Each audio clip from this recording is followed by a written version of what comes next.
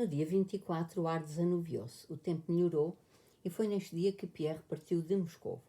À noite, quando mudava de cavalos em Perkutchokovo, Pierre soube que houvera uma grande batalha precisamente nessa noite. Contaram-lhe que ali, em Perkutchokovo, a terra tremia da canhonada. Outra vez. Às perguntas de Pierre de quem vencera, ninguém soube responder. Foi a batalha de 24 de agosto em Shevardino. Amanhecia quando Pierre se aproximou de Mujaisk. As tropas estavam aboletadas em todas as casas de Mujaisk. E na estalagem, onde Pierre foi recebido pelos seus cocheiros, falta aqui um S, não falta nada, pelos seus cocheiro e estribeiro, não havia lugares. Os oficiais tinham ocupado tudo. Em Mujaisk e para lá de Mujaisk, por todo o lado, havia tropas acampadas ou em marcha. Cossacos, soldados a pé e a cavalo, carroças, caixas de munições e canhões estavam por toda a parte. Pierre tinha pressa de seguir em frente e quanto mais se afastava de Moscou e mergulhava naquele mar de tropas, mais inquieto ficava e mais se apoderava dele uma inquietude e um inédito sentimento de alegria. Era um sentimento idêntico ao que experimentara no palácio Slobodorskoy durante a visita do imperador. O sentimento da necessidade de fazer alguma coisa, de sacrificar alguma coisa. Tinha agora a consciência agradável de que tudo o que constituía a felicidade humana, o conforto da vida, a riqueza, até a própria vida, não passavam de uma insignificância que era bom rejeitar em prol de alguma coisa. De que coisa? Isso Pierre não sabia claramente, nem sequer tentava esclarecer em prol de quem e por que razão achava prazer em sacrificar tudo. Não lhe interessava a razão porque queria fazer um sacrifício. O sacrifício em si era para ele a fonte de um novo sentimento de alegria. 19. No dia 24 de agosto travou-se a batalha no reduto de Shevardino. No dia 25 não foi dado um único tiro, nem de um lado nem de outro. No dia 26 foi a batalha de Borodino. Batalhas de Shevardino e de Borodino, como e para que foram travadas? Para que foi aquela batalha de Borodino? Era uma batalha que à partida não tinha qualquer sentido nem para os franceses nem para os russos. A sua consequência imediata tinha de ser, para os russos, a aproximação da queda de Moscovo, o nosso maior medo. Para os franceses, a perdição próxima de todo o seu exército, o seu maior medo. Já nesta altura era de todo evidente um tal resultado e, entretanto, Napoleão provocou e Kutuzov aceitou a batalha. Se os cabos de guerra se tivessem guiado por motivos razoáveis, o mais claro para Napoleão deveria ser que, depois de se ter embrenhado neste país até 2000 quilómetros da fronteira e arriscando uma batalha em que tinha a probabilidade de perder um quarto do seu exército, ele se encaminhava para um fim certo. Com a mesma clareza, Kutuzov deveria ver que, aceitando a batalha e arriscando-se também a perder um quarto do exército, perderia de certeza Moscou. Para Kutuzov, a situação era tão matematicamente clara como o é no jogo das damas, a situação em que eu tenho uma pedra a menos do que o meu adversário e enveredo pelo jogo da troca por troca. É garantido que assim perderei o jogo, pelo que devo evitar a tal troca por troca. Quando o adversário tem 16 pedras e eu apenas 14, estou apenas uma oitava parte mais fraco do que ele. Mas, ao cabo de termos trocado 13 pedras cada um, ele será 3 vezes mais forte. Antes da batalha de Borodino, a relação das nossas forças com as dos franceses era de 5 para 6. Depois da batalha ficou de 1 para 2. Ou seja, antes da batalha confrontavam-se 100 mil russos contra 120 mil franceses. Depois da batalha eram 50 mil contra 100 mil. No entanto, o velho e experiente Kutuzov aceitou a batalha. Ora, Napoleão, um cabo de guerra genial, como é chamado, avançou para a batalha perdendo um quarto do seu exército e esticando ainda mais a sua linha de comunicações. Se se disser que, ocupando Moscovo, ele pensava levar a bom termo a campanha da mesma maneira que com a ocupação de Viena, os argumentos contra esta tese são muitos.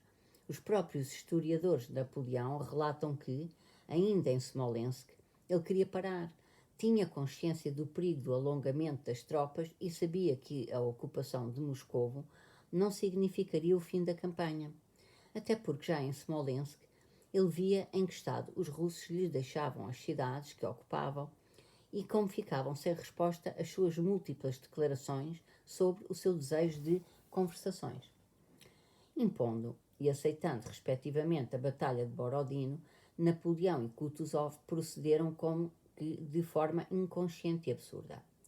Ora, a posteriori, os historiadores ajustaram aos factos consumados provas sofisticadas da perspicácia e genialidade dos dois cabos de guerra, eles que, afinal, de entre os instrumentos involuntários dos acontecimentos mundiais, foram os mais servis e involuntários de todos os agentes. Os antigos deixaram-nos amostras de poemas heróicos, em que os heróis constituem todo o interesse da história, e nunca mais nos habituamos ao facto de que, para o nosso tempo de vida humana, uma história desse género não faz sentido. Relativamente a outra questão, a de saber como foi travada a Batalha de Borodino e a que se lhe antecedeu a de Shevardino, existe um conceito definido de igual modo, universalmente conhecido e absolutamente falso. Todos os historiadores descrevem o que aconteceu da seguinte forma. O exército russo, durante a sua retirada de Smolensk, procurava supostamente as melhores posições para a batalha geral, e tais posições supostamente foram encontradas junto de Borodino. Os russos supostamente teriam fortificado tais posições à esquerda da estrada Moscovo-Smolensk, num ângulo quase reto em relação à estrada entre Borodino e Utitsa, no preciso local onde se travou a batalha. Supostamente teria sido colocado à frente desta posição, para vigiar o inimigo, um posto avançado e fortificado no outeiro de Shevardino. No dia 24, supostamente, Napoleão atacou este posto avançado e apoderou-se dele. Ora, no dia 26, ele atacou todo o exército russo colocado nas suas posições anteriores no campo de Borodino. Assim dizem os historiadores e assim erram de todo em todo. Do que pode convencer-se com facilidade quem quiser aprofundar a essência da questão. Os russos não procuravam a melhor posição, pelo contrário. Durante a sua retirada, passaram ao lado de muitas posições que eram melhores do que a de Borodino. Não pararam em nenhuma. Ou porque Kutuzov não queria aceitar uma posição que não fosse escolhida por ele, ou porque a exigência da batalha por parte do povo não tinha ainda sido expressa com a força suficiente, ou porque não chegara ainda Miloradovich com as suas milícias, ou por muitas outras incontáveis razões. O facto é que as anteriores posições eram mais fortes e que a posição de Borodino, onde se travou a batalha, não só não era forte, como ainda por cima era tanto uma posição, entre aspas, como era qualquer outro local do Império Russo, para onde, ao acaso, se apontasse com o dedo e se espetasse um alfinete no mapa. Os russos não só não fortificaram a posição do campo de Borodino à esquerda, em ângulo reto relativamente à estrada, ou seja, o local onde aconteceu a batalha, como ainda, até 25 de agosto de 1812, nunca pensaram que a batalha pudesse dar-se naquele sítio. A prova disso é que, em primeiro lugar, no dia 25 ainda não havia lá quaisquer fortificações, e mais ainda, no dia 26 de agosto não tinham sido sequer acabadas de construir.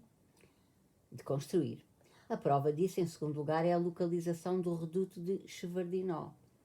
O reduto de Shevardino, em frente da posição em que foi travada a batalha, não faz sentido algum, porque teria sido fortificado este reduto com mais cuidado do que todos os outros pontos, e para que foram esgotadas todas as forças e perdidos 6.000 homens para o defender no dia 24 até altas horas da noite. Para vigiar o inimigo bastavam os batedores cossacos. Em terceiro lugar, a prova de que a posição em que decorreu a batalha não tinha sido prevista e que o reduto de Shevardino não era o posto avançado desta posição é o facto de Barclay de Tolly e Bagration, até o dia 25, estarem convencidos de que o reduto de Shevardino era o flanco esquerdo da posição, e de o próprio Kutuzov, no seu relatório, escrito à pressa depois da batalha, ter chamado ao reduto de Shevardino flanco esquerdo da posição.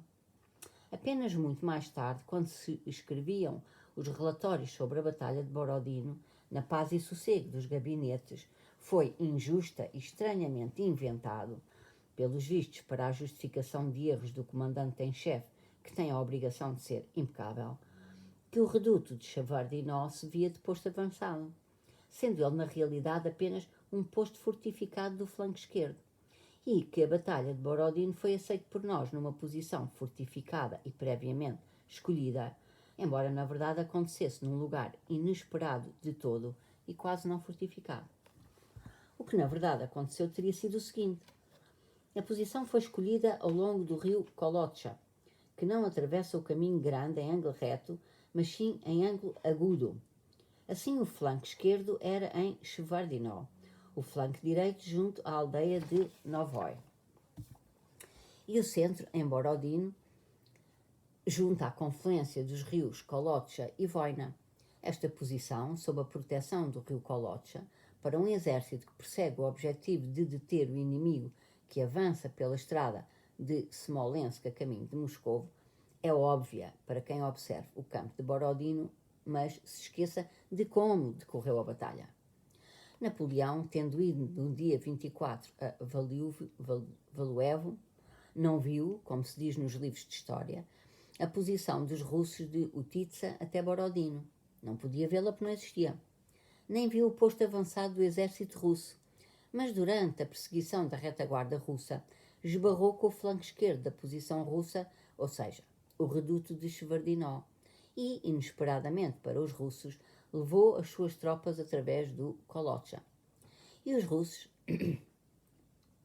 antes de entrarem na batalha geral, recuaram com a sua ala esquerda, da posição que tencionavam ocupar, e ficaram numa nova posição que não fora prevista nem fortificada.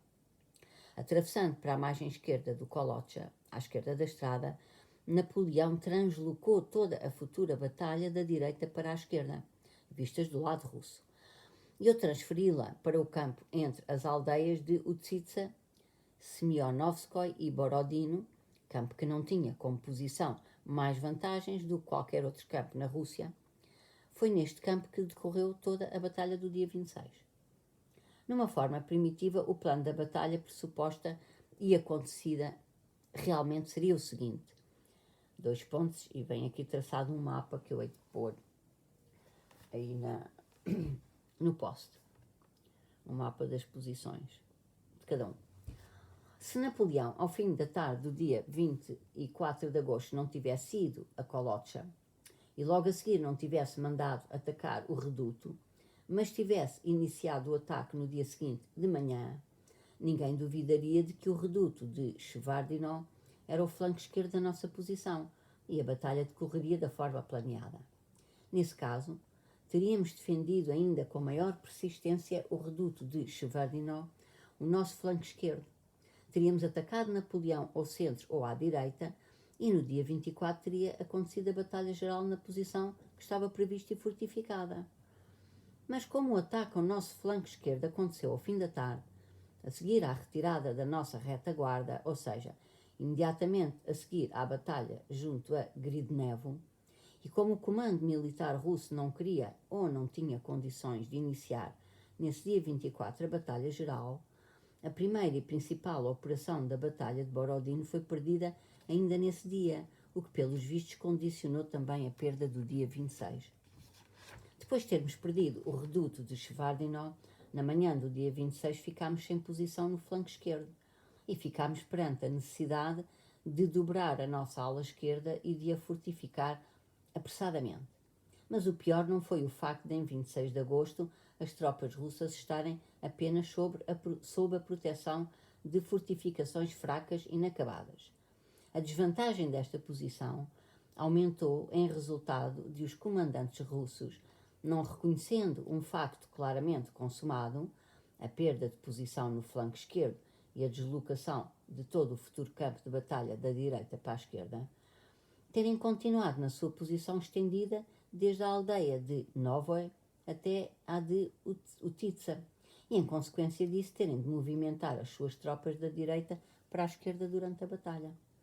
Deste modo, durante a batalha, os russos dispuseram de forças 2 vezes menores para fazer frente a todo o exército francês, investindo contra a nossa ala esquerda. Entre parênteses, as ações de Poniatowski contra o Tisza e o Varov no flanco direito dos franceses realizavam-se em separado da batalha principal.